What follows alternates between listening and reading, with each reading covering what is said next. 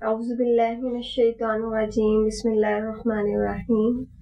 Programme یسرنا القرآن کے ساتھ آپ کی میزبان ام حسن آپ کے سامنے حاضر۔ اللہم فقہنا فی الدین، اے اللہ ہماری دین کی سمجھ میں اضافہ فرما دے۔ ناظرین، آج کے پروگرام کا آغاز میں مولانا رومی رحمۃ اللہ علیہ کے اس قول سے کرنا چاہوں گی کہ جس میں انہوں نے فرمایا کہ اگر تم قرآن کو آنکھوں سے دیکھو گے تو الفاظ نظر آئیں گے، دماغ سے دیکھو گے تو علم نظر آئے گا، دل سے دیکھو گے تو محبت نظر آئے گی، اور اگر اپنی روح سے دیکھو گے تو تمہیں خدا نظر آئے گا۔ جی ہاں، یہ قرآن ہی کا اعجاز ہے کہ اس سے ہم جو اور جیسا اور جس کیفیت کے ساتھ چاہیں گے میرا رب ہمیں وہی کچھ عطا کرے گا۔ اسی سلسلے کو لے کر ہم آگے بڑھتے ہیں کہ قرآن کو ہمیں اپنے اندر کیسے جذب کرنا ہے۔ اس کے لیے پروگرام کے شروع میں آج کل جو میں آپ کو ٹپس کچھ تھوڑی سی باتیں سکھانا یا سمجھانا چاہ رہی ہوں، ان میں آج کے متعلق یہ بات ہے، وہ یہ کہ آپ جب قرآن کو پڑھیں تو اس کا مناسب رد عمل آپ کے زبان کے الفاظ سے بھی ہونا چاہیے اور آپ کے قلب کی کیفیات سے بھی ہو جانا چاہیے، اس لیے کہ زبان پر جو الفاظ بے ساختہ جاری ہو جاتے ہیں وہ ہمارے اندرونی احساسات کا اظہار بھی کرتے ہیں۔ یہ زبان ہی ہے جو ہمارے اندر کے جذبات، ہماری مسرتوں، ہمارے پریشانیوں کو، ہمارے تشکر کے احساس کو، ہمارے تفکرات کو اور ہمارے عزائم کا اظہار کرتی ہے۔ رسول اللہ صلی اللہ علیہ وسلم جب اللہ کی کتاب کی تلاوت فرمایا کرتے تھے تو فرماتے ہیں، حضرت حذیفہ رضی اللہ تعالیٰ عنہ نے بیان فرمایا کہ ایک رات میں نے رسول اللہ صلی اللہ علیہ وسلم کے پیچھے نماز پڑھی۔ آپ صلی اللہ علیہ وسلم نے سورہ بقرہ سے قرآن کی تلاوت کا آغاز کیا۔ جب آیت میں اللہ کی رحمت کا ذکر آتا تو آپ اس کو طلب کرتے، اللہ کے عذاب کا ذکر آتا آپ اس سے اللہ کی پناہ چاہتے، اللہ کی شان کا ذکر آتا آپ صلی اللہ علیہ وسلم اس کی عظمت بیان کرتے سبحان اللہ کہہ کر۔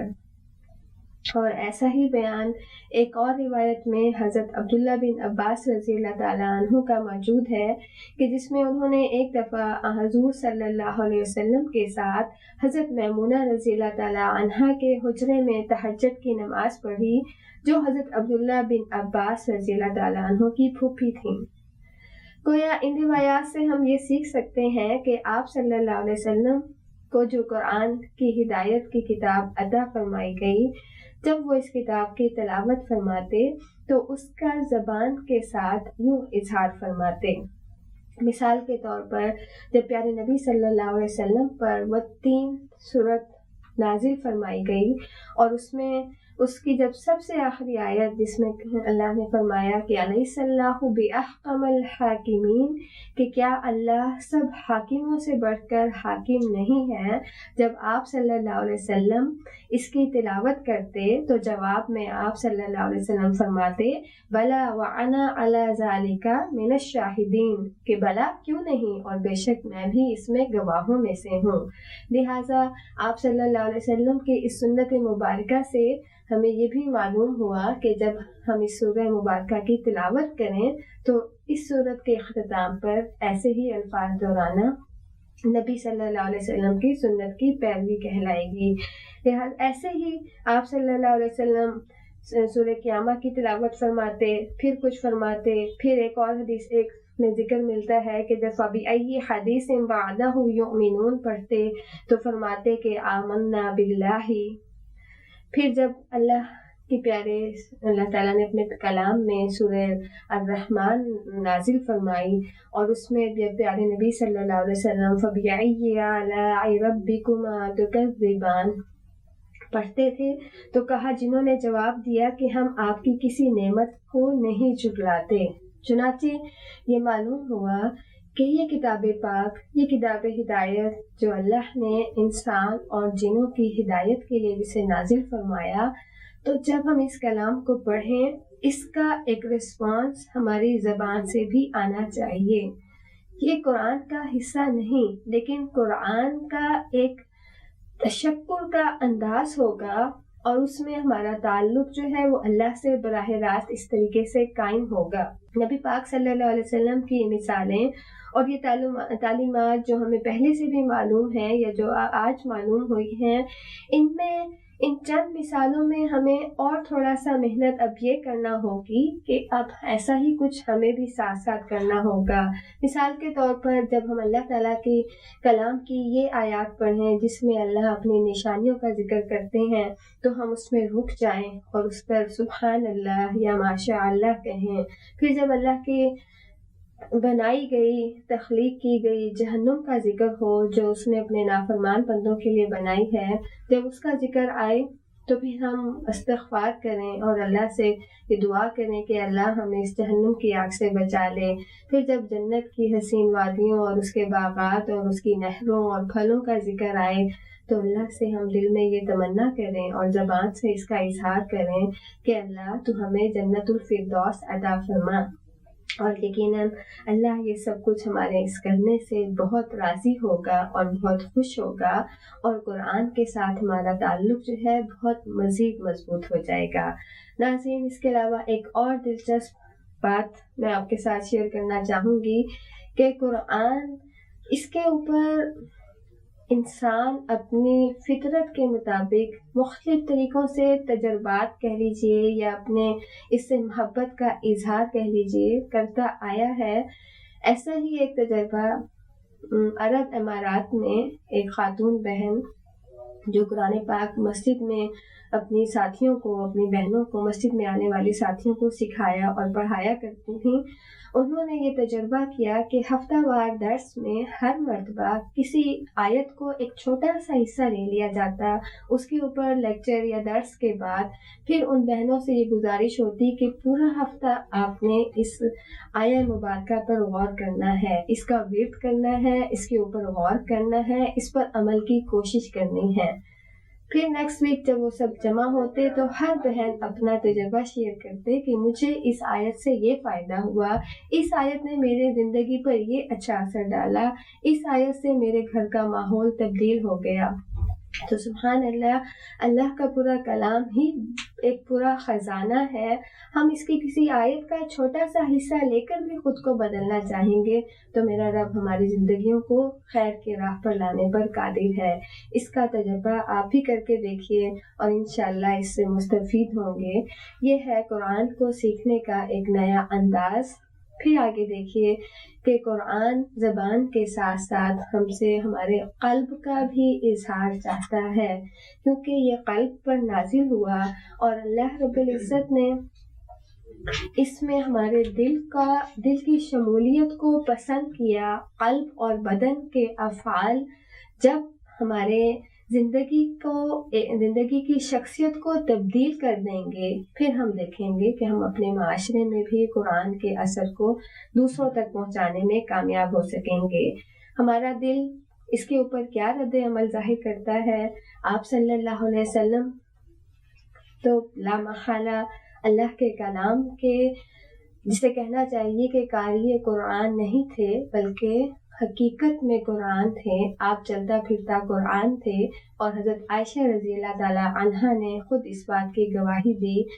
اب مجھے اور آپ کو بھی کچھ سیکھنا ہے کہ یہ دلوں کے زنگ کو اتارنے کے ساتھ ساتھ دلوں کے اندر اسے جاگزیں کرنا ہے۔ دلوں میں بڑھتی ہوئی سختی اور پتھروں کی سی جو سختی ہمارے اندر پائی جاتی ہے، اس کو نرمانے میں صرف اور صرف قرآن ہی ایسی نعمت ہے جو ہمارے لیے کچھ دوا کا کام کر سکتی ہے۔ لہٰذا اس قرآن کو دیکھ کر ہم نے اپنے دل کی کیفیات کو بدلنا ہے۔ اس کی مثال ہم یوں سمجھ سکتے ہیں کہ دیکھیے کہ جب ہم قرآن میں آخرت کا ذکر پڑھیں گے تو دل میں جنت کی آرزو کریں گے اور ایک لمحے کے لیے وہاں ٹھہر جائیں گے، اس آیت پر ٹھہر کر اپنا تجزیہ کریں گے۔ جب جہنم کا ذکر آئے گا تو تب بھی ہم ٹھہر کر اپنے دل کا جائزہ لیں گے کہ کیا مجھ پر اس کے کچھ اثرات ہیں، اور اگر اس کے اثرات نہیں ہیں تو اس کا مطلب ہے ابھی دل زندہ نہیں، اور ابھی دل زندہ کو اس کی زندگی کے لیے مزید کچھ اس کی حیات کے لیے محنت کرنا ہوگی۔ پھر جب اللہ تعالیٰ کی طرف سے قرآن میں متقیوں کا ذکر آئے، قرآن میں متقیوں کے پر کیے جانے والے انعامات کا ذکر آئے، تو پھر میں اپنے دل میں جھانکوں اور یہ دیکھوں کہ میرا دل مجھ سے کیا کہہ رہا ہے، اور پھر اپنا محاسبہ کروں، کیا میں متقیوں میں شامل ہوں، کیا میں اللہ کا خوف اپنے اندر رکھتی ہوں۔ پھر جب اللہ کی طرف سے مغفرت اور اس کے کیے گئے رحمت کے وعدوں کا ذکر آئے تو پھر میں دیکھوں کہ میرا دل کیا اس پر کتنی خوشی اور مسرت محسوس کرتا ہے۔ پھر ایسے لوگوں کا ذکر جب پڑھا جائے قرآن میں کہ جو قرآن سے لا تعلق تھے، جو قرآن کو پس پشت ڈال دیتے تھے، جو قرآن کی خرید و فروخت کرتے تھے، جو قرآن کی آیات کی تذہیب کرتے تھے، مذاق اڑاتے تھے، تو میں اپنا خود کو ٹٹولوں کہ میں اس میں کہاں ہوں، میرا کن افراد میں شمار ہوتا ہے؟ آیا میں اللہ کا خوف رکھنے والوں میں شامل ہوں یا ان لوگوں میں نعوذ باللہ جو قرآن سے لا تعلقی کا اظہار کرتے ہیں؟ پھر جب آپ اللہ کے اس عہد کی پکار سنیں جس میں میرا رب کہتا ہے کہ اوفی بعہدکم، تم میرے عہد کو اوفو تم پورا کرو میرے عہد کو، بعہدی اوفی بعہدکم تو میں تمہارے عہد کو پورا کروں گا، تو آپ اپنے دل کے اندر ایک اٹھتی ہوئی امنگ کو تازہ کر لیں، اپنی جد و جہد کو بڑھا لیں، اپنے عزائم کو، اپنے ارادوں کو مزید توانا کر لیں۔ یہی ہمارے دل کی تقویت کا باعث ہوگا۔ پھر بعض اوقات آپ یہ دیکھیے کہ قرآن پڑھتے ہوئے کوئی ایسی آیت بھی ہماری نظر سے گزرتی ہے کہ جو انسان کے اندر ایک دم سے چینج لانے کا باعث بنتی ہے۔ اگر ایسی کوئی کیفیت ہمارے دل میں پیدا ہوتی ہے تو یہی دراصل دل کی زندگی اور اس کے آثار کا پتہ دیتی ہے، اور اگر خدا نخواستہ ایسا نہیں ہے تو پھر اس کے لیے مزید محنت اور مزید کوشش کی ضرورت ہے۔ کثرت سے اس کی تلاوت، کثرت سے استغفار اور موت کی تذکیر اس دل کو ہماری زندگی عطا کر دے گی، اور ہم دیکھیں گے انشاءاللہ کہ یہ دل ہمارے لیے پھر ایسا لہلہاتی کھیتی ثابت ہوگا کہ جب ہم اسے قرآن کی تلاوت سے سیراب کریں گے تو انشاءاللہ ایمان کی آبیاری ہوگی۔ ناظرین، اس وقت لیں گے چھوٹی سی بریک، اور بریک کے بعد ہم آتے ہیں اپنے سبق کی طرف۔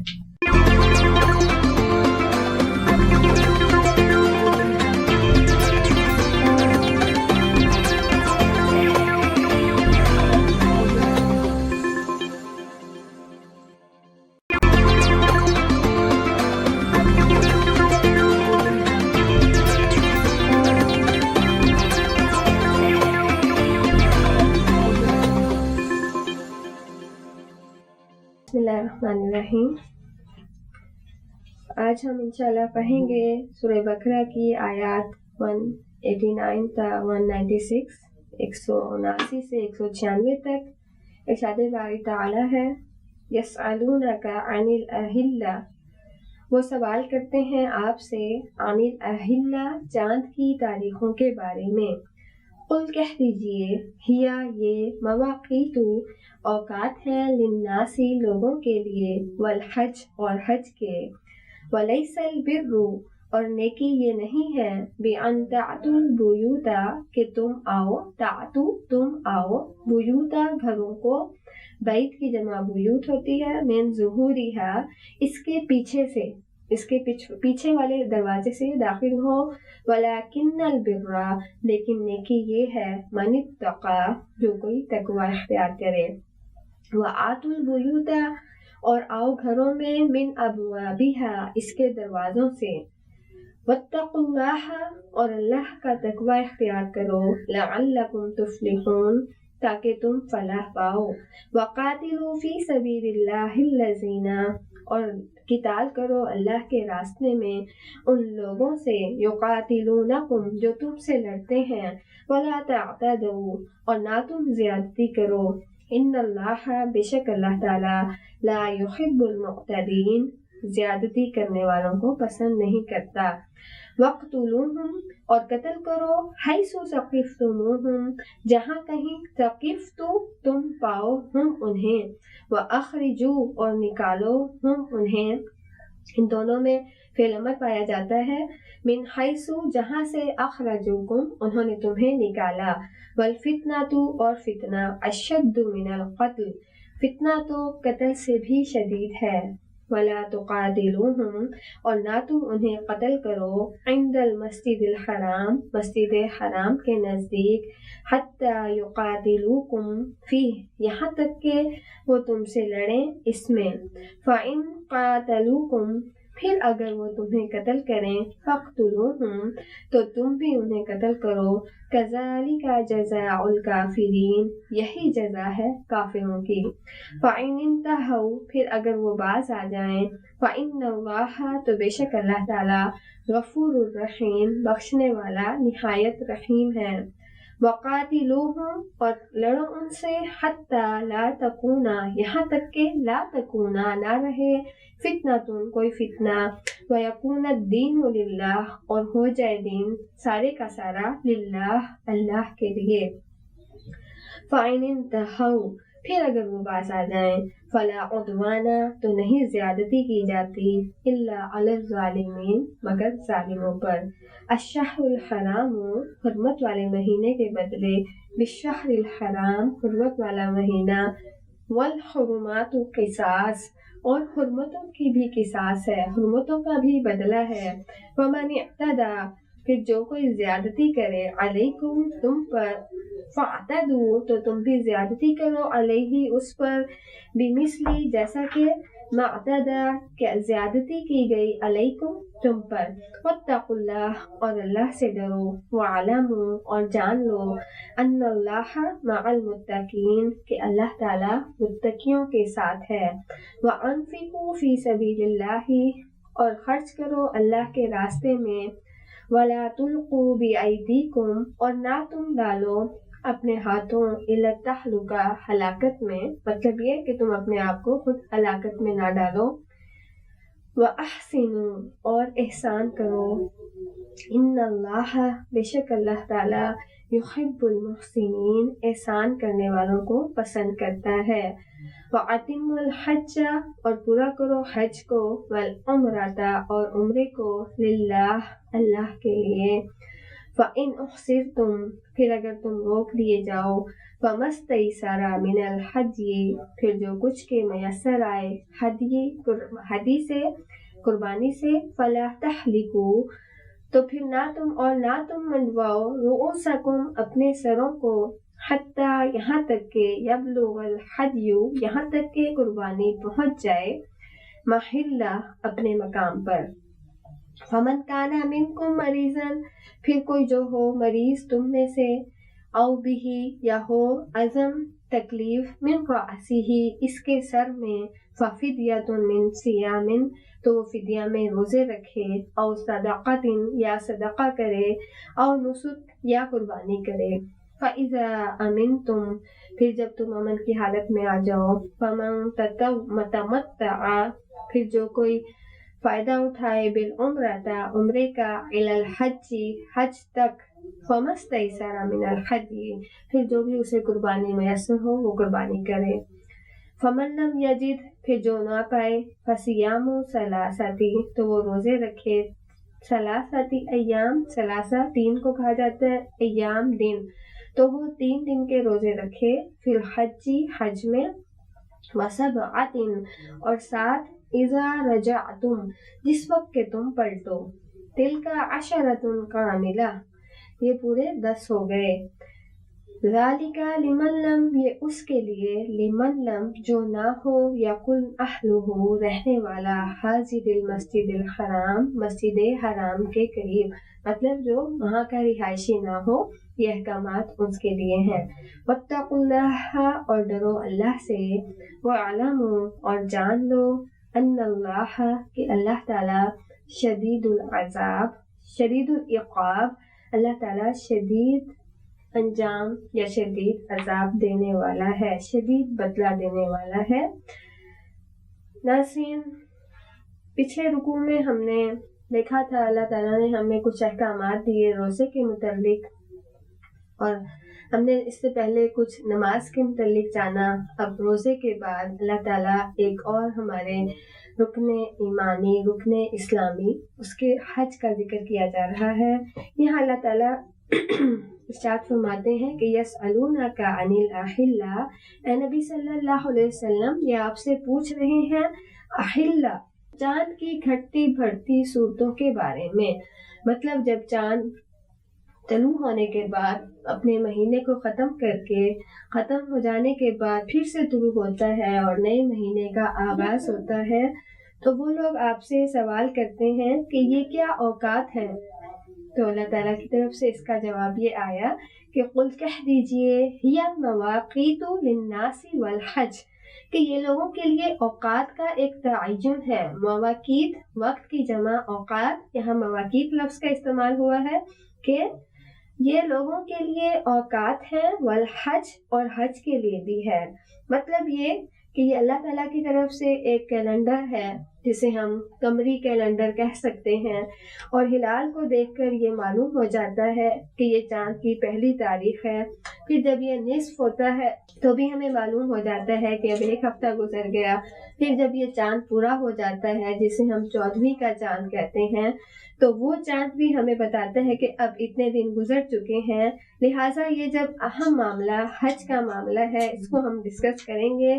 لیکن اس سے پہلے میں تھوڑا سا آپ کے سامنے یہ بات بھی رکھنا چاہوں گی کہ ہم وہ لوگ ہیں کہ جنہیں اللہ نے اسلام جیسی نعمت عطا فرمائی ہے، اور اس کے اوپر ہم جتنا شکر ادا کریں کم ہے، اور اس کے اوپر ہم جتنا فخر کرنا چاہیں ہم بڑے آسانی اور بڑی خوشی کے ساتھ اس نعمت کے اوپر فخر بھی کر سکتے ہیں، اس لیے کہ اللہ نے ہمیں چن لیا.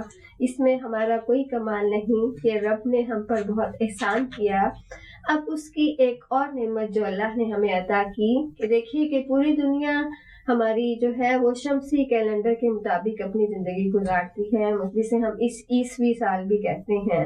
لیکن اگر قمری مہینوں کو دیکھا جائے تو یوں محسوس ہوتا ہے کہ یہ الٹرا ماڈرن اللہ تعالیٰ نے ہمیں ایک کیلنڈر عطا کر دیا ہے. اس لیے کہ جب آپ بحری جہازوں میں سفر کرتے ہیں تو وہاں کوئی کیلنڈر کام نہیں آتا، بلکہ انہی چاند اور ستاروں کو دیکھ کر راہیں بھی معلوم کی جاتی ہیں اور تاریخوں کا بھی تعین کیا جاتا ہے. پھر یہی انسان جب خلاؤں میں پہنچتا ہے تو وہاں سورج کو بجائے چاند کو دیکھ کے ہی حساب لگایا جاتا ہے کہ آج کیا تاریخ ہو چکی ہے.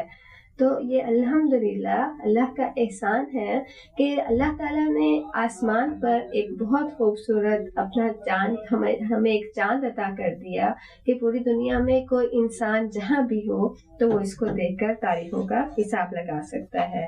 چنانچہ اس میں اللہ تعالیٰ ہمیں پھر اوقات بتا کر حج کے مہینے بھی ہمیں سے ہی معلوم ہوتے ہیں. ماہ سیام رمضان المبارک کا مہینہ بھی ہمیں اسی طریقے سے معلوم ہوتا ہے. پھر آگے اللہ تعالیٰ اس کا ذکر کرتے ہیں کہ وَلَيْسَ الْبِرُّ بِأَنْ تَأْتُوا الْبُيُوتَ مِنْ ظُهُورِهَا وَلَكِنَّ الْبِرَّ مَنِ اتَّقَىٰ، نیکی یہ نہیں ہے کہ تم گھروں میں اس کے پشت سے اس کے پیچھے سے داخل ہوا کرو، بلکہ نیکی تو یہ ہے کہ جس نے تقوی اختیار کیا.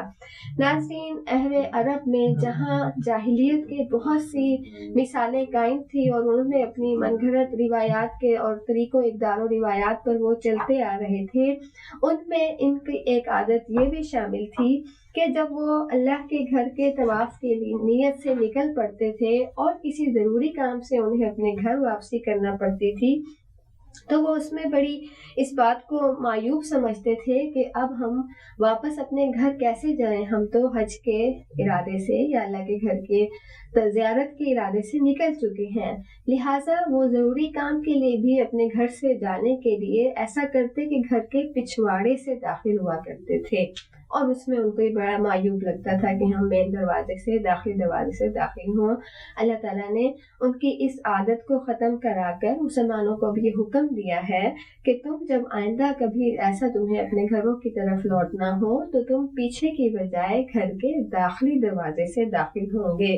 یہ اللہ کا حکم ہے، اور اس میں کوئی نیکی آپ کی نہیں دیکھی جائے گی کہ ہم گھر کے پیچھے کے دروازے سے لائیں گے، کیونکہ اللہ کو جو چیز مطلوب ہے وہ کیا ہے کہ وَلَٰكِنَّ وَلَكِنَّ الْبِرَّ مَنِ اتَّقَى، بھلائی تو اصل میں یہ ہے کہ جو کوئی تقوی اختیار کرے گا، اللہ کا خوف رکھنا ہی پورے کی پوری نیکی ہے۔ یہی وہ نیکی کا تصور ہے کہ جو اس سے پہلے آیت بر میں بھی ہم پڑھ چکے ہیں۔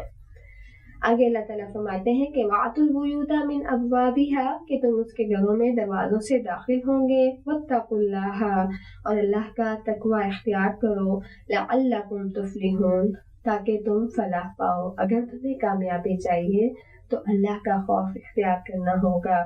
وَقَاتِلُوا فِي سَبِيلِ اللَّهِ، اگلی آیت میں آتا ہے کہ قتال کرو اللہ کی راہ میں تم ان لوگوں سے، یقاتلونکم، جو کہ تم سے لڑ رہے ہیں، ولا تعتدوا، اور تم زیادتی مت کرو، بے شک اللہ تعالیٰ زیادتی کرنے والوں کو، حد سے بڑھنے والوں کو پسند نہیں فرماتا۔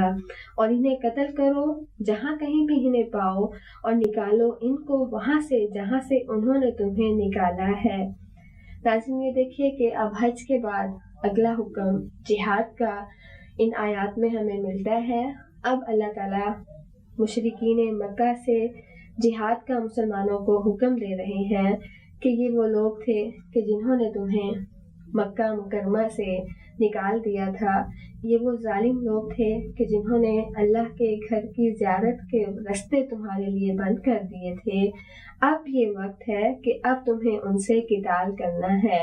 اب اگر تمہیں کوئی اللہ کے گھر کی طرف جانے سے روکے گا تو تمہیں جہاد کرنا ہوگا۔ اب اس گھر کے علاوہ مزید بھی کوئی تم سے قتال کرے گا، کوئی لڑنا چاہے گا، اب تمہارے پاس ایمانی قوت بھی موجود ہے، افرادی قوت بھی موجود ہے، تو لہٰذا مہاجرین مکہ مکرمہ سے جو کہ نکالے گئے تھے، وہاں پر نبی پاک صلی اللہ علیہ وسلم اور ان کے جانثار صحابہ کا رہنا محال کر دیا گیا تھا۔ اب ان کو یہ حکم دیا گیا ہے کہ تم بھی ان کے ساتھ ویسے ہی قتال کرو گے، البتہ ساتھ ہی ایک حکم یہ لگا دیا گیا کہ وَلَا تَعْتَدُوا، کہ تم زیادتی کسی پر مت کرو گے، کیونکہ اللہ حد سے بڑھنے والوں کو، اللہ تعالیٰ زیادتی کرنے والوں کو پسند نہیں کرتا۔ پھر اگلے آیات میں حکم ملتا ہے، بتایا جاتا ہے کہ وَالْفِتْنَةُ أَشَدُّ مِنَ الْقَتْلِ، کہ فتنہ تو قتل سے بھی بڑھ کر ہے۔ یہاں یہ دیکھیے کہ کفار و مشرکین کے ذہن میں اس بات کا خیال نہ آئے کہ قتل اور خون ریزی تو بہت بری بات ہے، لیکن یاد رکھیے کہ اس وقت کے لوگ مسلمانوں میں ریشہ دوانیاں پھیلانے میں، ہر غیر مسلم فرد جو تھا وہ دوسرے گروہ کے ساتھ مل کر ان کے ساتھ سازشیں کرنے میں مصروف عمل تھا۔ لہٰذا اللہ تعالیٰ نے اس بات کا بھی اعلان فرما دیا کہ دیکھو تمہیں فتنوں سے بچنا بھی ہے، اور فتنوں کا شکار نہ ہونے کے ساتھ ساتھ ان کی حفاظت کے لیے بھی خود اپنا بندوبست کرنا ہے۔ اس کے علاوہ ایک اور حکم دراصل جو جہاد میں ہمیں دیا گیا کہ یہ جہاد تمہیں فتنوں کے خلاف بھی کرنا ہوگا، کہ جب تک اس زمین پر کوئی فتنہ موجود ہے مسلمانوں کو اللہ کے راستے میں جہاد کرنا ہوگا اور ان فتنوں کا سد باب کرنا ہوگا۔ اس لیے کہ کسی انسان کے قتل سے تو ایک انسان کی زندگی جاتی ہے، لیکن ایک فتنہ جس وقت تک زمین پر موجود رہتا ہے وہ ایک سے زائد انسانوں کی زندگی کو تباہ و برباد کرتا چلا جاتا ہے۔ لہٰذا اللہ نے فرمایا کہ فتنہ تو قتل سے بھی شدید ہے، یہ انسانوں میں عداوتوں کو بڑھاتا ہے، یہ انسانوں میں شر کے پھیلانے کا موجب ہوتا ہے، یہ انسانوں میں نفرتیں پھیلانے کا موجب ہوتا ہے۔ لہٰذا اس فتنوں کو ختم کرنا ہوگا۔ آگے اللہ تعالیٰ حکم دیتے ہیں کہ وَلَا تُقَاتِلُوهُمْ عِنْدَ الْمَسْجِدِ الْحَرَامِ حَتَّى يُقَاتِلُوكُمْ فِيهِ، کہ مسجد حرام کے پاس تم ان سے قتال نہیں کرو گے، جنگ نہیں کرو گے، حتیٰ یہاں تک کہ وہ تم سے اس میں لڑائی کریں، پھر اگر وہ تم سے جنگ کریں تو ان کو قتل کرو، یہی بدلہ ہے کافروں کا۔ ناظرین، بیت الحرام، خانہ خدا، اللہ کا گھر تو امن کی جگہ ہے، اور اللہ کے وہ بندے جو احرام کی حالت میں اللہ کے گھر کے طواف، زیارت، عمرہ اور حج کی نیت سے اس جگہ پر داخل ہوتے ہیں، تو اس جگہ تو کیا، اس پورے شہر کو اللہ تعالیٰ نے پرامن بنا دیا، اور کوئی مسلمان وہاں کسی انسان کا خون نہیں کرتا۔ البتہ اللہ کی طرف سے یہ حکم مسلمانوں کو پھر بھی جاری کر دیا گیا کہ اگر اس موقع پر بھی کوئی تم سے قتال کرے گا، پہل تم نہیں کرو گے، بلکہ جب تم سے کوئی قتال کرے گا تو تم وہاں ان سے جنگ کرو گے اور تم ان کو اس کا بدلہ دو گے، کیونکہ اللہ تعالیٰ نے کہا ہے کہ کذالک جزاء الکافرین، یہی بدلہ ہے کافروں کا۔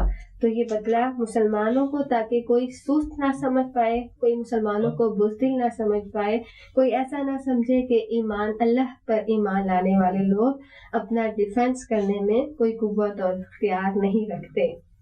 اگلی آیت نمبر 192 میں اللہ تعالیٰ فرماتے ہیں کہ پھر اگر وہ باز آ جائیں تو یقیناً اللہ بخشنے والا اور مہربان ہے، کہ اللہ تعالیٰ نہ خود کسی کے اوپر زیادتی کرتے ہیں، نہ اپنے بندوں پر ظلم کرتے ہیں، اور نہ ہی اللہ رحمان یہ چاہتا ہے کہ اس کے بندے آپس میں بھی ایک دوسرے پر زیادتی کریں، حتیٰ کہ وہ کفار و مشرکین جو مسلمانوں پر ظلم یا قتال کے لیے تیار ہیں، اگر وہ اپنی اس حرکت سے باز آ جائیں گے تو اللہ تعالیٰ اپنے مسلمان بندوں سے، اپنے ایمان لانے والے بندوں سے یہ فرما رہے ہیں کہ اگر وہ باز آ جائیں گے تو بے شک اللہ بھی بخشنے والا ہے۔ مطلب یہ کہ پھر تمہیں بھی قتال کو بند کرنا ہوگا اور اللہ اپنے بندوں کو بخش دے گا، کیونکہ وہ مہربان ہے۔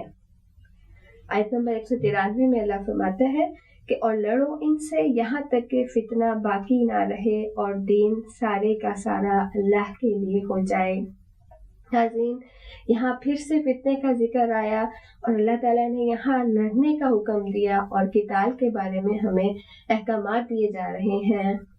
یہی وہ اللہ کے وہ احکامات ہیں کہ جن کے اوپر تمام طاغوتی قوتیں اکٹھے ہو کر، یکجا ہو کر، سر جوڑ کر یہ پلان کرتے ہیں، یہ عزائم باندھتے ہیں کہ ہر مسلمان کلمہ گو کے دل کے اندر سے جذبہ جہاد کو نکال دیا جائے۔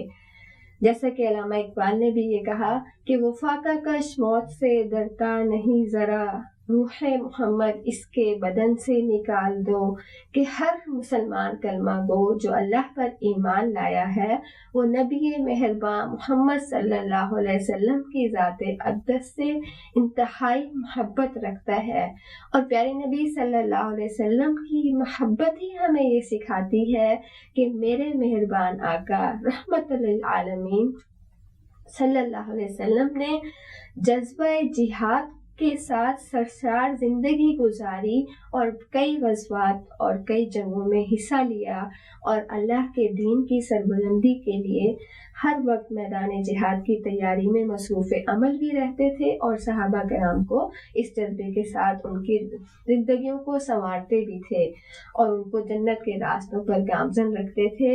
لہٰذا اللہ کے نبی نے اس دین کو غالب کرنے کے لیے، دنیا سے فتنوں کو ختم کرنے کے لیے جہاد کیا۔ وہی حکم میرا رب ہمیں بھی دے رہا ہے اور کہا جا رہا ہے کہ تمہیں ان کے لیے قتال کرنا ہے۔ آج ہم دیکھتے ہیں کہ ہر ملک، وہ ملک کہ جو ہمیں مظلوم نظر آتا ہے، ہر وہ مسلم جو ہمیں نظر آتا ہے کہ جس کے اوپر کسی انگریز کا بوٹ ہے، کسی ہندو کا بوٹ رکھا جا رہا ہے، جس کی پیشانی اور جس کی پٹی پر ہمیں کسی ہندو فوجی کی گن نظر آتی ہے، کہیں ہمیں نیٹو کی افواج نظر آتی ہیں، آخر اس کے پیچھے سبب کیا ہے؟ اس کے پیچھے بنیادی سبب صرف اور صرف یہی ہے کہ ہم نے اپنے اندر سے ایمان کو کمزور کر کے اسی جذبہ جہاد کو دراصل ختم کرنے میں ہم ان طاغوتی قوتوں کا ساتھی بن رہے ہیں کہ جو ہمارے اندر سے ایمان کی کیفیات کو کم کرنا چاہتے ہیں۔ لیکن میرا رب چاہتا ہے کہ تمہیں یہ قتال کرنا ہے اور کرنا ہوگا، اور اس وقت تک کرنا ہوگا حتی لا تکون فتنۃ، یہاں تک کہ فتنہ باقی نہ رہے۔ ان فتنوں کے دور میں ہمیں ہر انداز سے انشاءاللہ جہاد کرنا ہے، خواہ وہ قتال میدان جنگ میں ہو، خواہ وہ جہاد قلم سے ہو، خواہ وہ جہاد زبان سے ہو۔ اللہ ہمیں اس کی عمل کی توفیق دے۔ ناظرین، اس وقت لیں گے چھوٹی سی بریک اور بقیہ سبق انشاءاللہ ہم وقفے کے بعد پورا کرتے ہیں۔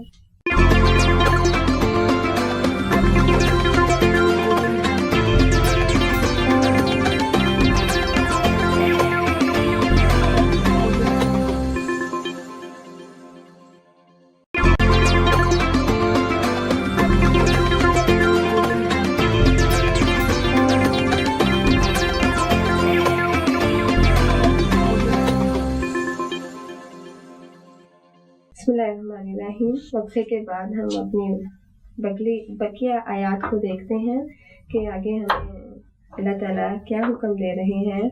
آیت نمبر 194 میں اللہ تعالیٰ فرماتے ہیں کہ الشہر الحرام بالشہر الحرام، حرمت والا مہینہ کے بدلے حرمت والے مہینے کا ہے، اور حرمتوں کے اندر بھی بدلہ ہے. مطلب یہ کہ حرمتوں کی بھی قصاص ہے. اس کا مطلب یہ کہ اگر انہوں نے کسی حرمت والے مہینے میں بے حرمتی کی تو اس کا ان سے بدلہ دیا جائے گا. مطلب یہ کہ ان کے ہاں 4 مہینے طے تھے کہ ان مہینوں میں کوئی خون ریزی نہ ہوگی، کوئی جنگ نہ کرے گا، کوئی فتنہ نہ پھیلایا جائے گا. لیکن پھر ہوتا یہ تھا کہ یہی کفار مکہ تھے کہ جو انہی مہینوں میں تبدیلیاں کرتے تھے. اس کا ذکر انشاءاللہ آگے ہم سورہ توبہ میں پڑھیں گے تفصیل کے ساتھ. اور پھر خود سے ہی زیادتی کے بعد ان مہینوں کے رد و بدل میں مصروف عمل ہو جایا کرتے تھے. لہٰذا اللہ تعالیٰ نے فرمایا کہ اب جو ان حرمتوں کا پاس نہیں رکھے گا تو ان کا بدلہ دیا جائے گا. اللہ تعالیٰ فرماتے ہیں کہ جو کوئی تم پر زیادتی کرتا ہے تو تم بھی اس کے خلاف ویسے ہی کارروائی کرو گے جیسا کہ تم پر زیادتی کی گئی ہے. ناظرین، اسلام دین ہمارا وہ دین ہے کہ جس کا مطلب ہی سراسر سلامتی والا ہے، جو دوسروں کو امن اور سلامتی کا پیغام دیتا ہے، جو کسی کو ظلم اور زیادتی کے ساتھ ختم نہیں کرتا. البتہ اسلام ہی دین ہے جو ہمیں یہ سکھاتا ہے کہ تم کسی کے اوپر ہاتھ اٹھانے پہ پہل نہیں کرو گے، لیکن جب تم پر کوئی ظلم کرے گا تو تم پھر اس پر خاموش نہیں رہو گے.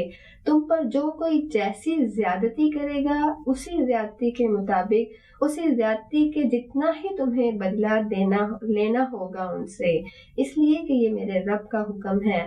اس کے اندر بھی ایک فلسفہ موجود ہے، اس لیے کہ اگر ایسا ہوتا بالفرض کہ ہر مسلمان کسی سامنے والے سے تھپڑ کو برداشت کرتا چلا جاتا، کوئی پتھر کھا لیتا، کوئی گولی اور فائرنگ کا شکار ہوتا چلا جاتا، تو اس سے اسلام دین کا کیا پیغام پہنچتا؟ اس کا مطلب پھر یہ ہونا تھا کہ ہم مسلمان شاید وہ کمزور قوم ہیں کہ جو اپنا دفاع کرنا نہیں جانتے. ہم مسلمان وہ قوم ہے کہ اس کے ساتھ جو چاہے جیسا چاہے سلوک کر لے. لیکن دراصل اسلام دین تو ہمیں یہ سکھاتا ہے کہ وہ ہر غلط بات کو برداشت نہیں کرے گا. اسلام دین ہی ہمیں یہ سکھاتا ہے کہ تم خیر میں تو پہل کرو گے، لیکن شر کے معاملے میں تم اپنے دامن کو سمیٹ لو گے. جب تم پر کوئی زیادتی کرے گا تو تم اس کے بدلے کے لیے اپنے پاس اتنی قوت رکھو گے کہ جس سے تم دوسروں کو بدلہ اپنے ظلم کا زیادتی کا بدلہ لے سکو گے. اللہ تعالیٰ کہتے ہیں واتقوا اللہ، اللہ کا تقوی اختیار کرو، وَاعْلَمُوا اور جان لو ان اللہ کہ اللہ تعالیٰ متقیوں کے ساتھ ہے. یہ ساتھ ہی اس لیے بھی حکم آ گیا کہ جب ہم کسی سے کوئی بدلہ لیتے ہیں تو اس میں ہم اس سے بڑھ کر زیادتی کرنے والے نہ بنو، اور اس حکم کو پورا کرنے میں اللہ کے خوف کو اپنے سامنے رکھو، اللہ کی اس صفت کو کہ وہ رب تمہیں دیکھ رہا ہے، وہ تم پر حاکم ہے، کیونکہ اللہ متقیوں کے ساتھ ہے. آئیے دیکھیے اگلی آیت میں اللہ ہمیں کیا حکم دیتے ہیں. آیت نمبر 195 میں رب تعالیٰ فرماتے ہیں کہ وَأَنفِقُوا اللہ کے راستے میں خرچ کرو اور مت ڈالو اپنے آپ کو ہلاکت میں. یعنی جس وقت اللہ کے دین کو جہاد کی ضرورت ہو، جس وقت اللہ کے بندوں کو خون ریزی سے بچانا ہو تو تم میدان جنگ میں جہاد کرو گے، اور اس جہاد کے لیے تم اپنی جان، اپنا مال اور اپنا وقت، صلاحیت سب کچھ تمہیں صرف کرنا ہوگی. لہٰذا یہ کہا جا رہا ہے کہ جو لوگ اللہ کے راستے میں جان مال کی قربانی سے جی چراتے ہیں تو گویا وہ اپنے آپ کو اپنے ہاتھوں ہلاکت میں ڈالتے ہیں، اور ان کی یہ ہلاکت جو ہے وہ آخرت کی ہلاکت بھی ہے. اور دوسری طرف ہم دیکھیں تو اگر اس اللہ کے راستے میں انفاق نہیں کیا جائے گا، اگر قتال نہیں کیا جائے گا تو پھر امت مسلمہ کا بقا جو ہے وہ مشکل میں پڑ جائے گا. احسنوا اور احسان کرو، ان اللہ یحب المحسنین، بے شک اللہ احسان کرنے والوں کو پسند کرتا ہے۔ حدیث جبرائیل جسے ام السنہ بھی کہا جاتا ہے، میں جبرائیل امین علیہ السلام نے رسول اللہ صلی اللہ علیہ وسلم سے 3 سوال کیے تھے۔ کہا کہ اخبرنی عن الاسلام، مجھے اسلام کے بارے میں بتائیے۔ فرمایا مجھے ایمان کے بارے میں بتائیے، ایمان کیا ہے۔ اخبرنی عن الاحسان، مجھے احسان کے بارے میں بتائیے کہ کیا ہے۔ تو رسول اللہ صلی اللہ علیہ وسلم نے اس وقت ارشاد فرمایا تھا، ان تعبد اللہ کأنک تراہ فإن لم تکن تراہ فإنہ یراک، کہ احسان یہ ہے کہ تم اللہ کی بندگی، اللہ کی عبادت ایسے کرو گویا تم اسے دیکھ رہے ہو، اور اگر تم اسے نہیں دیکھ رہے تو وہ تو تمہیں دیکھتا ہی ہے۔ ناظرین، یہی احسان ہے۔ اس احسان کے جذبے کے ساتھ جب کوئی اللہ کے راستے میں انفاق کرے گا تو وہ یقیناً اللہ کے راستے میں بہتر سے بہترین چیز بھی خرچ کرے گا، اور اللہ کے راستے میں خیر کے اس معاملے میں خرچ کرنے میں سبقت لے جانے کی کوشش بھی کرے گا تاکہ وہ اللہ کا پسندیدہ بندہ بن جائے۔ آیت نمبر 196 میں اللہ تعالیٰ فرماتے ہیں کہ اور حج اور عمرے کو مکمل کرو اللہ کے لیے، پھر اگر تمہیں گھیر لیا جائے تو جو بھی تمہیں قربانی میسر ہو وہ تم پیش کر دو، اور اپنے سر کو اس وقت تک نہ مونڈو جب تک کہ قربانی اپنی جگہ پر نہ پہنچ جائے۔ آگے پھر ساتھ ہی یہ حکم دیا کہ ان احکامات پر عمل درآمد میں جب اگر کوئی تم میں سے مریض ہو یا اپنے سر میں تکلیف کی وجہ سے وہ اپنا سر نہ منڈوا سکتا ہو تو اس میں بھی میرا رب ہمیں آسانی فراہم کرتا ہے، لہٰذا حکم دیا گیا کہ فَفِدْيَةٌ مِّن صِيَامٍ، تو وہ یا تو فدیہ میں پھر روزے رکھ لے، اور صدقاتین یا کوئی صدقہ کر دے، اور نسک یا کوئی قربانی کر دے۔ یہ اللہ کا حکم اور اس وقت تعالیٰ کی طرف سے دی گئی آسانی ہے۔ اور پھر ساتھ ہی یہ بھی کہا گیا کہ جب تمہیں امن حاصل ہو جائے اور تم مطلب یہ کہ سیدھے بیت اللہ اس وقت جب تم پہنچ سکتے ہو، پھر جو کوئی اس بات سے فائدہ اٹھا لے کہ وہ عمرہ بھی ادا کر لے، حج کی بھی ادائیگی کر لے، اس وقت پھر اسے جو قربانی میسر ہو تو وہ قربانی ہی کرے گا۔ اور اگر کسی کو وہاں پہنچ کر قربانی میسر نہ آ سکے تو کہا گیا کہ وہ 3 دن کے روزے ایام حج میں رکھ لے، یہ کہ پہلے عمرہ کر کے احرام حج کھول دیا جائے، پھر 8ویں ذوالحج کو حج کا احرام باندھ لیا جائے، تو اس صورت کو یہ کہا جاتا ہے کہ وہ حج تمتع ہے۔ اور دوسری صورت یہ ہے کہ حج کے لیے احرام باندھا تھا، جاتے ہی عمرہ ادا کیا لیکن احرام نہیں کھولا تو اسی احرام میں اس نے حج بھی کر لیا، اس حج کو حج قران کہا جاتا ہے۔ اور اگر شروع سے ہی صرف حج کا احرام باندھا جائے، نہ صرف عمرہ ادا نہ کیا جائے، اس حج کو حج افراد کہا جاتا ہے۔ مطلب یہ حج جو ہے وہ وہاں کے رہائشی افراد کرتے ہیں۔ لہٰذا اب امام ابو حنیفہ رحمۃ اللہ علیہ کا بھی یہ قول ہے کہ اسے دم شکر کہا جاتا ہے، قربانی کرنے والے کو اس میں سے کھانے کی بھی اجازت ہے، اس قربانی کا حکم جو ہمیں دیا گیا ہے۔ اگلی آیت میں اللہ تعالیٰ فرماتے ہیں کہ جس کو فَوَسَبْعَةٍ، کہ جو کوئی اس میں نہ پائے گا تو وہ پھر فَصِيَامٌ ثَلَاثَةٍ 3 دن کے روزے رکھے گا حج کے اوقات میں، مطلب 3 روزے اس کو اسی جگہ پر رکھنے ہوں گے جہاں وہ موجود ہے۔ وَسَبْعَةٍ إِذَا رَجَعْتُمْ، اور 7 وہ روزے اس وقت رکھے گا جب وہ واپس پلٹ آئے گا اپنے گھروں کو جا کر۔ اس طریقے سے تِلْکَ عَشَرَةٌ کاملہ، یہ پورے 10 ہو جائیں گے۔ ذَلِكَ لِمَن لَّمْ يَكُنْ أَهْلُهُ حَاضِرِي الْمَسْجِدِ الْحَرَامِ، یہ اس کے لیے رعایت ہے کہ جو مسجد حرام کے قریب رہنے والے نہ ہوں۔ وَاتَّقُوا اللَّهَ وَاعْلَمُوا أَنَّ اللَّهَ شَدِيدُ الْعِقَابِ، اور اللہ کا تقوی اختیار کرو اور جان لو کہ اللہ سزا دینے میں بھی بہت سخت ہے۔ اللہ تعالیٰ ہمیں اپنی سخت سزاؤں سے بچا لے اور اپنا تقوی عطا کر دے۔ وما علینا الا البلاغ۔